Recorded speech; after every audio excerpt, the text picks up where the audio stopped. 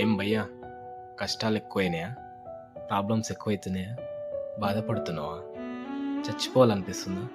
అయితే నువ్వు గతం మర్చిపోయినట్టే. అర్థం కాలే? ఒక 3 years ముందుకెళ్ళి చూడు. బస్సులొద్దు బండ్లు వద్దు అయ్యసారు, ఇడిసి పెడితే నడిసి నేను పోత సారు. ఇంటికాడ పిల్ల జల్లా ఎట్లా ఉండ్రో. నువ్వు ఇప్పుడు గడుపుతున్న జీవితము నీకు దేవుడిచ్చిన బోనస్ లాంటిది. ఓకే, నీ జీవితంలో ఎదుర్కోవాల్సిన కష్టాలు, నష్టాలు, సుఖాలు, దుఃఖాలు అన్నీ అప్పుడే చూసినావు. ఇవి నీకు ఒక పెద్ద లెక్కన.